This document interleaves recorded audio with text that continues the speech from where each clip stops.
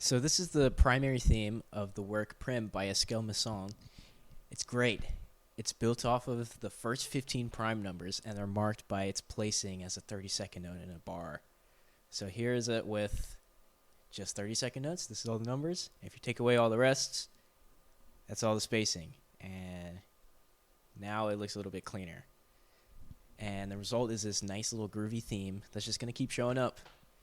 It's a theme in variations. What?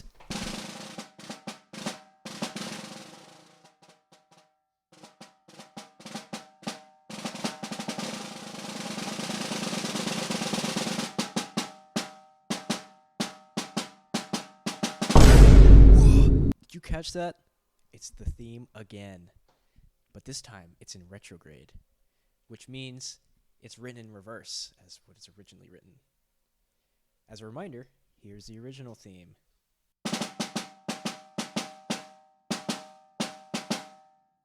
Now, here's the retrograde, but this time, I'm going to retrograde the retrograde.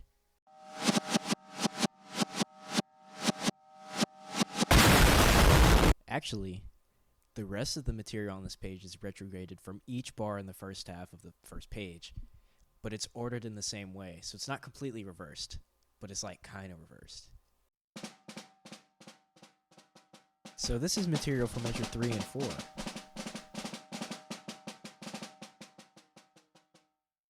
And here's stuff from 13 and 14. And it's in reverse, well, retrograde, but not completely reversed. Isn't that neat?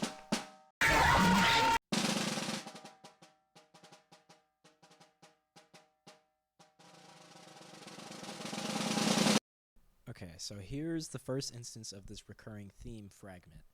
So you take the theme and you play just the first 6 notes of the theme, and this is this new idea, and this also shows up a few times.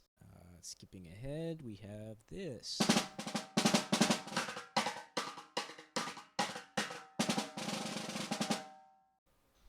So measure 30 has this cool little extended technique thing where you smack the sticks with the other stick, and it has a little description on it, but here's a little clip on how I do it. Okay, so you take your left hand, press it on the head nice and hard, giggity. Then you take the right hand, and you do a triple stroke simulator, moving up and down the shaft. But also, you can change the angle of the sticks pressing on the head incrementally to get it like an even more defined, change in pitch.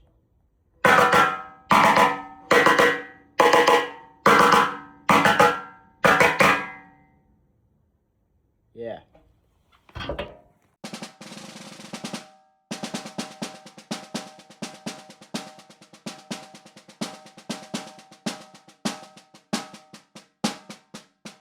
So in these next few measures, this one was a little bit hidden to me at first, but it was kind of cool when I found it. But almost the entire theme is embedded in these 16th note triplets. And you get this cool like metric modulation fill in this triplet bass by splitting up into 4. So it's still that like duple fill, but over triplets. After you get to this next part, it has this cool little filler moment where you alternate between different kinds of rolls. First, it's a more traditional rudimental roll, but then it's broken up by these concert rolls that are crushed, and it's pretty cool.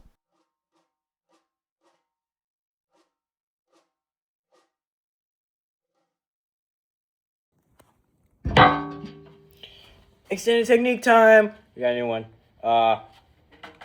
It's another stick thing. This time you press the stick on the head again, and you get the other one. And I like to put my index finger on it, put some nice force into it, and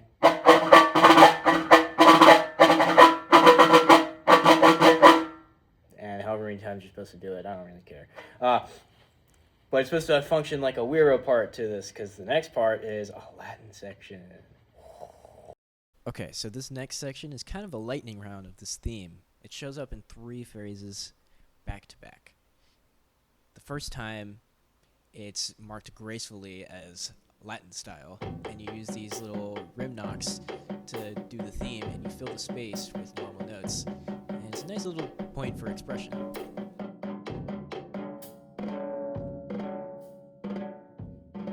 And next we have this quadruply augmented version of the original theme and a piano dynamic.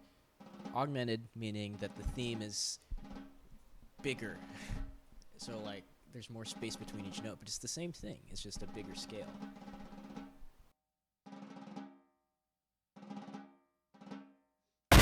And here's the same thing sped up 4 times, so you can hear the original theme. Okay, so this next one of the set is probably, I think, is the most fun one to play, in my opinion, out of the entire piece.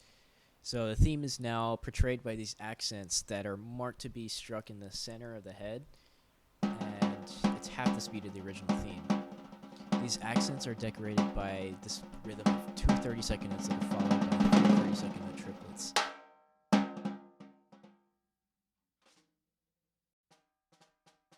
Okay, here's the theme again. Woo! But it's in the middle of soft buzz rolls. That's very hard, I think. And each attack of the pattern is represented by 2 30-second notes, which is pretty cool.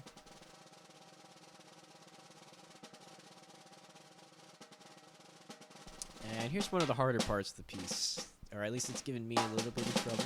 Took some slow practice. It's marked freely, which I think is cool. It's a nice little place to show some expression in these weird changes. Wait, did you catch that? Run it back.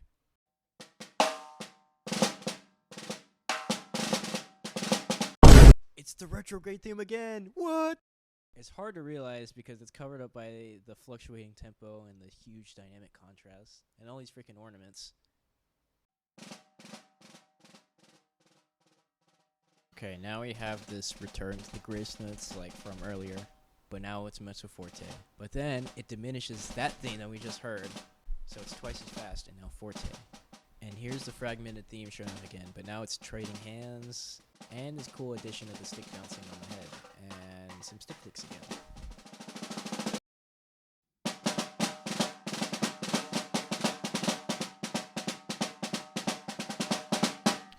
Okay, we're in the home stretch now. So the theme shows up 3 more times, augmented again. It's based off of 8th notes this time. And each time it happens is decorated differently. So the first one's embedded in these 30-second note 6 couplets. And then it returns the 2 30-second notes and 3 30-second note triplet pattern. But now it has a larger spacing than the original time. And then finally, I think this is where the piece climaxes, which is with a really loud buzz roll, and the theme is embedded in this. And I'm totally playing this at this speed that you're hearing right now.